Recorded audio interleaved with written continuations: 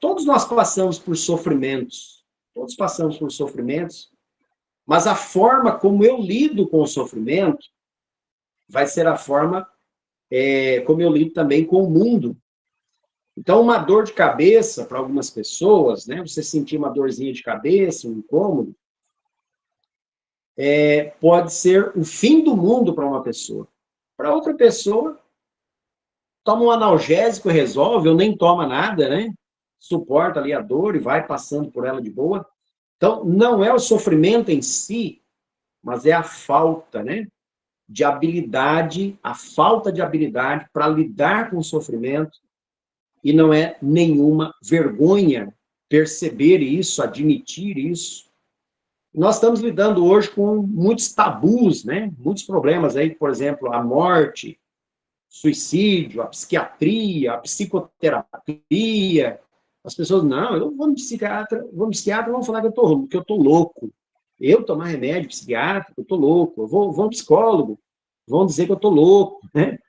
Então, a gente evita a medicação, a gente evita essas terapias mais agressivas para a saúde também, mas tem momentos que, no momento de crise muito alterada, não tem alternativa, tem que baixar esse limiar de crise, entra com as mudanças no estilo de vida, a naturopatia associada, e depois vai melhorando e vai removendo a medicação, né? A gente não pode ser extremista nessa área também. A família está sempre tentando justificar as alterações de comportamento do jovem, da criança, do adolescente, né? E aí o sofrimento vai aumentando de maneira silenciosa, porque nós não queremos ouvir, e vai ficando igual vazamento de água, né? Se você não consertar logo o cano, a coisa vai piorando, vai aumentando o problema. Então, temos alguns pontos interessantes ainda, né? Para lembrar que o pensamento de morte ele tem alguns degraus, ele tem uma escalada aí, e tem algumas graduações, e eles surgem em quais momentos da vida, né? Então, eles surgem quando existe uma alteração específica dos pensamentos de uma pessoa, uma alteração dos sentimentos, e tem várias causas. Então, os sentimentos eles estão alterados de 3 maneiras principais que nós podemos destacar aqui. Primeiramente, a pessoa ela vai ter a sensação de desesperança. Aquilo que a gente estava falando um pouquinho no início. Então, ela vai tendo uma sensação de desesperança, que é esse sentimento que está muito relacionado a pensamentos de morte, né? Então, é que nós não conseguimos projetar, às vezes, o futuro, e isso é uma alteração biológica, uma alteração química, né, cerebral, e das conexões neurais também que vão ocorrendo, e nós não conseguimos visualizar o futuro. E que esse futuro possa trazer algo melhor, né, que existe alguém esperando por nós lá no futuro. Isso todos nós temos, né? Esse risco, e é algo basicamente não racional, não normal. Então, é aquilo que eu falei no início, e Viktor Frankl comentava, que a pessoa não tem perspectiva de futuro, perde a esperança. Esse é um tipo de pensamento perigoso, né, que vai levando a pessoa não ter nenhuma projeção de futuro. E aí sentimos que existe algo pelo qual eu estou esperando. Quando isso existe, né, você está esperando por algo, você visualiza um futuro, você deseja que ele aconteça, vai ter alguma coisa boa lá na frente. Então, as pessoas com pensamentos de morte, elas não têm isso. Elas não têm uma esperança. Então, eu estou sofrendo e isso não tem como melhorar. Tem até estudos que mostram também que pessoas que estão em fase terminal, hospitalizadas, em fase terminal, e elas perdem a esperança de viver, em poucas horas elas morrem. Não vai muito tempo. Pela perda da esperança vem o falecimento, né? A segunda forma de pensamentos, sentimentos, né? É o sentimento de desespero. Então, depois da perda de esperança, vem o desespero. E qual que é a diferença, né, entre a perda de esperança e o desespero? Essas coisas parecem assim um pouco parecidas, mas um desespero quer dizer assim, ó, olha, eu estou sentindo um sofrimento, não tem esperança que melhore, só que ele é desesperador. Não está melhorando e é desesperador.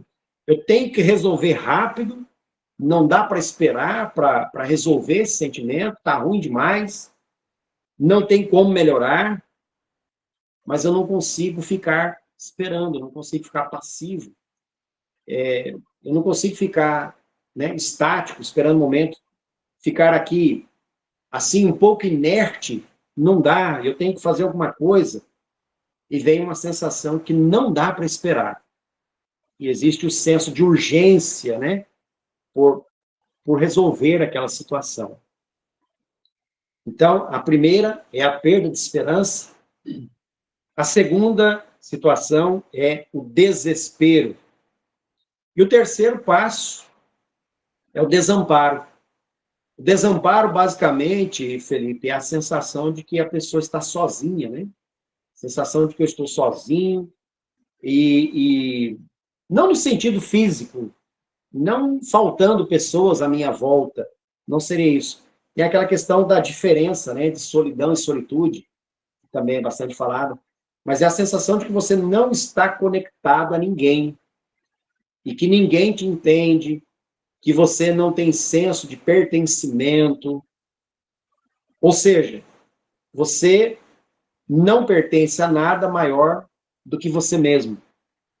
Você está isolado, não há ninguém que possa te ajudar, não há ninguém que esteja ali entendendo aquele sofrimento, e que você está totalmente sozinho nessa dor. É assim que a pessoa vai se sentindo. Então, desesperança, desespero e desamparo. São as três coisas. Esses são as três alterações nos sentimentos, né? E existem essas alterações também nos pensamentos. O primeiro pensamento de que esse sofrimento, de que tudo é ruim, né? O que está acontecendo é intolerável, eu não tenho condições de aguentar, e de qualquer... E esse tipo de sofrimento, sendo tido como intolerável, ele seria maior do que a capacidade do enfrentamento. A pessoa perde aquilo que você chamou agora de resiliência, né? Resiliência é um termo que é usado também na física, né? Por exemplo, a velha ilustração da régua, né? A régua, você consegue dobrar uma régua, não tem nenhuma régua na mão até agora, né? Você dobra uma régua assim, na hora que solta, ela volta de novo na sua posição original. Então, a partir dessa Verdade. linha de raciocínio, é que tirou-se o conceito de resiliência, é a capacidade de você sofrer uma pressão, sofrer uma dificuldade e voltar ao estado normal. Então, a pessoa perde Borracha essa também capacidade. acontece isso, né? Oi? Borracha, essa elasticidade da borracha, eu Sim, lembro também do exemplo daquelas varas, né, de salto com vara, tem uma exato, capacidade absurda de resiliência.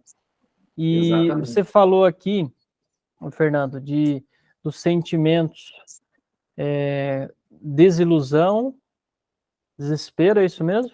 Desesperança, desespero e Desesperança. desamparo.